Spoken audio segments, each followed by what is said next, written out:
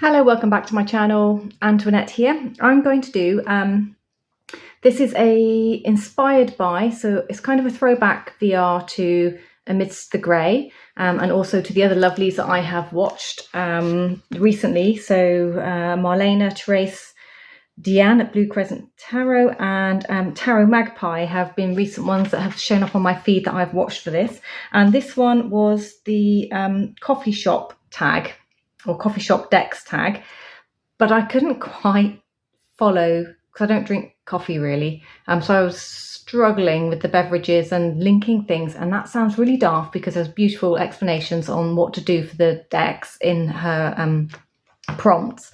But I decided to do a tea tag.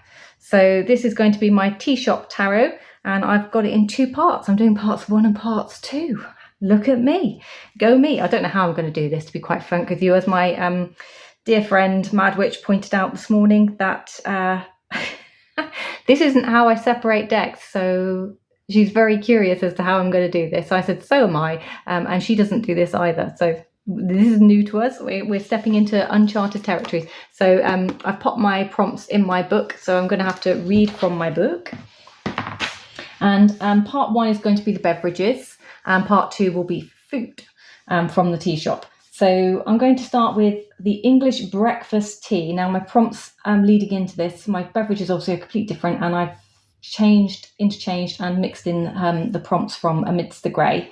So we're talking about a beverage for the morning, to start the morning, which is zesty, refreshing, wakes you up and gets the brain working. So I decided to go with deck 1 from Serpent and the Peacock Tarot, or first edition in the tin, because I really like it. It's in the tin and it's something I'd like to grab in the mornings. So first edition, the walkthroughs of these are on my channel. I have all 3 of the decks from Serpent and Peacock. Love them all. And I think this is a nice one just to get the brain working, looking at the pictures. And it just has that kind of easy grabby feel about it, this one. All the decks are beautiful, but it seems to be the one in the tins that I do gravitate towards. So that is why this is going to be my morning one. So it's the one that I'm probably most likely to whip off a shelf and do my morning card pull. So I've gone with this one. It is still available, by the way, on Libra Moon's website. So that is my English breakfast. Deck number 2 is my afternoon tea, or everyday tea. So you'll see what I've done here.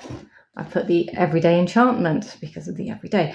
So the beverages, types of tea that we have many, don't we, here? And I think most people would call it everyday tea, but there is an afternoon tea as well, isn't there? I think, is it Twinings that do that one?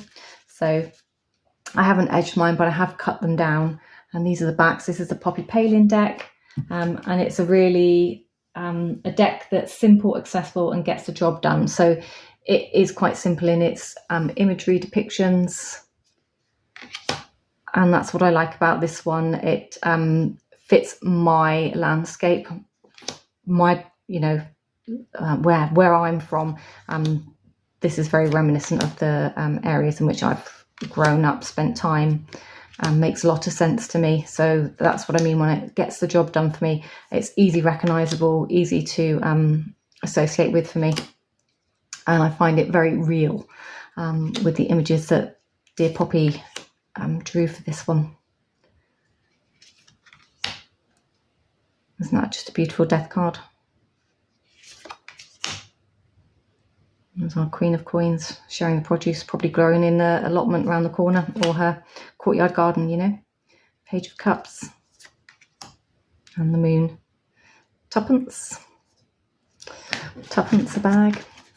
Feed the birds. Okay, so that's my afternoon tea deck.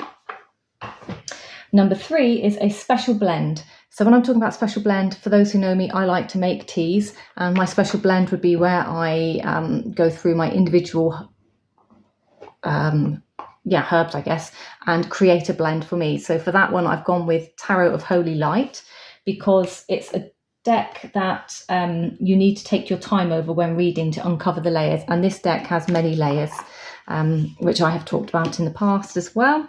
It's I just love the imagery, this kind of imagery, love it.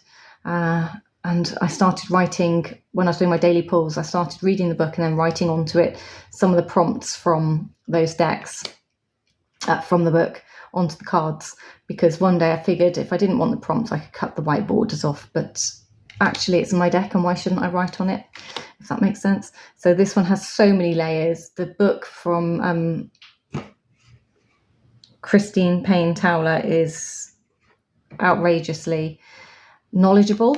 She's got 2 books, and I recommend the book to go with the deck, just to get you going. And I haven't delved into this, but my understanding is that the decans in this are slightly different to the decans in the wheel that T. Susan Chang follows. So, but I haven't put these down and laid them up to properly compare or find out why.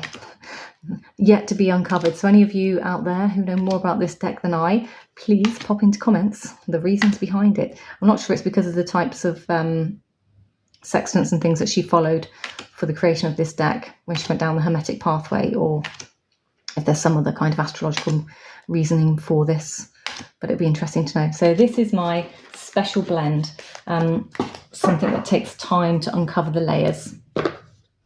I think for me it's going to take years. So that's deck number 3. Deck number 4, mint tea. So I just decided mint tea, everyone has mint tea, or everyone, most tea shops have mint tea on the menu, and that's usually a refreshingly good reader, and it's well received by people as far as a herbal tea goes, and it's delightful, of course. So mine has been edged in a couple of colours, and it is, isn't it? It is refreshingly well received by people. It's a new take on the old RWS, but it's beautifully illustrated. It resonates with so many people. The images are bright and vibrant, so it has that kind of vibrancy to it that you would get with a mint tea if you were drinking it. And I thought this one, you don't really get a deck, I think, that's as well received as this one in the new imagery. So I went with the Light Seers from, this is a Hay House deck, and it's a Chris-Anne Donnelly, isn't it? Is that her surname? Chris-Anne Donnelly. So that's my prompt number 4. Prompt number 5, I've gone with an Earl Grey, so something that's classic, sophisticated, maybe a little bit fussy in its composition, but with hidden florals, hidden hints of florals.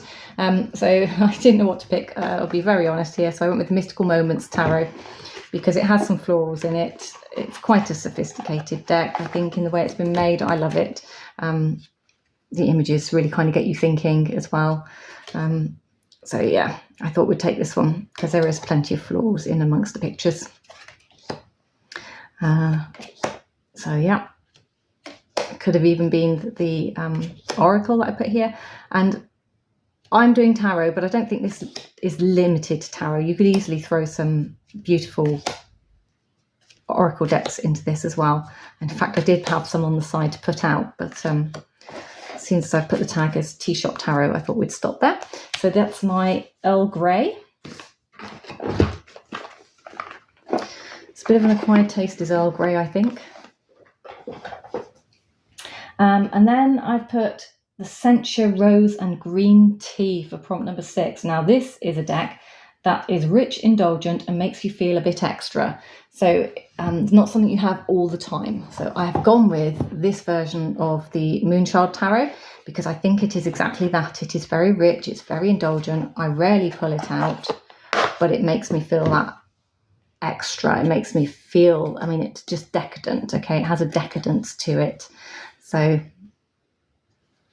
for those who aren't familiar, there is a white version of this deck, which I think I'd call the normal or standard version.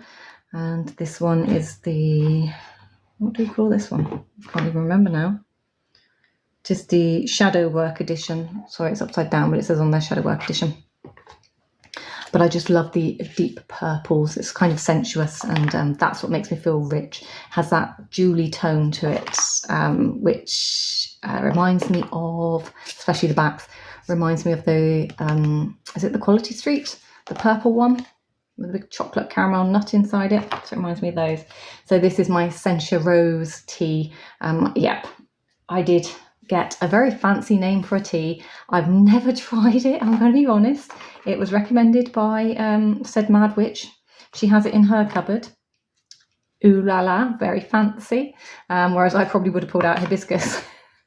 Not quite so fancy, rich or indulgent, but that's probably what I would have pulled out of my cupboard. Maybe some mugwort to go with it or something. So yes, that is my Sencha Rose indulgent tea. Very extra. Number 7, nettle tea. Now, nettle is really good for balancing the stomach. I do love some nettle tea, and I decided that this is going to be a deck that's both balanced and objective. And this one, I've always enjoyed this deck since I first got it. It remains in my kind of favourites. It is the Black Line Tarot by Agni Presta Burning. I have no idea how many of these are now left on her shop, but this is the really nice cardstock with the gilded sides. It's worn well. I mean, I've had this for a number of years. I got this when it first came out on Kickstarter. It has worn very well. So I can't complain at all with this one. But I find this to be quite straightforward when it comes to readings. It gives a good... It does, yeah, it is quite balanced. I have a couple of people that I've used this for, and one person I use it specifically for because it seems to tell me what's going on for them. Without any nonsense. So this is my nettle tea, something that, you know, helps to calm the stomach, gets to the matter, sorts out what's going on, sorts out the nonsense. So this one's on Etsy. I don't think I've really said actually where most of these come from, have I? It's a combination I've got here today. So I love that Nine of Swords. I know that one's really controversial to a few people, but that is so Nine of Swords. So that is my nettle tea. Next up, I'm going with something called Lady Grey. So this is a deck that puts you in your place, but with a hint of sweetness. And I'm going for the Lira Mundi. Because I think it's sweet in its appearance. Just love this deck, backs. I noticed this one doesn't show very well on camera in the daytime, but in the nighttime, trust me, there is holographics in there and they just go off in the evening when you pull this deck out to play. I feel like it's a nighttime deck. It doesn't want to play in the daytime because the holographics just don't do what they should do. But yeah, I feel like it's a nighttime deck, to be fair. And it's beautiful. So this is the pocket edition. I think this is pocket edition. It's like kind of the middle one. Can't remember now. Poker size, really. So this is, yeah, so it's a deck that puts you in a place with a hint of sweetness. The sweetness is because there's beautiful imagery in there, so I feel therefore it's trying to be a little bit sweet in what it's saying. But all decks are going to put you in a place, aren't they? But sometimes it's just, you just need like a pretty picture to make it feel less harsh in its meaning. And it has some of my favourite kind of alchemically type of drawings to it as well. Which, yeah, okay, maybe not sweet, but my cup of tea. So lovers. I've got a rainbow in there. Who doesn't like a rainbow? A priestess. So yeah, this is the one with little hint of sweetness for my Lady Grey. Then the Chai Latte, a deck that's warm, cozy and nurturing. I could have pulled out a few actually, to be fair. I could have just gone with something that was dark and rich in palette. I just thought I'd go with something different. So I thought we'd go with the Outgrow Yourselves Tarot. You might not agree with this one. It's all open to subject. This one because it's meant to be kind of, you know, body loving. So it's supposed to help you, sorry, I've got hair on there. It's supposed to help you with your view of your body. And yeah, okay, it's mainly female centric. So it's not perfect bodies. they're hairy and all sorts of other things going on with them. But it also has like an oracle meaning to it, as well as the card meanings, and the card meanings are based on Thoth. So it has, I can't find one now, there we go. So for 7 of Pentacles, it calls itself failure. So it has those to it. But this is, yes, this is my chai latte, a deck that's warm, cozy and nurturing, because it's supposed to be nurturing to the soul with the meanings. So here we have the Hermit, what grows in the shade. Cultivate your garden for the Empress. Grow through life for the Fool. So I think the messages are quite pleasant in there. You carry the seed for Hierophant. Learn to flow with abundance for 3 of Cups. Be there, Truce, 4 of Swords. So don't question your gifts, Virtue, 3 of Wands.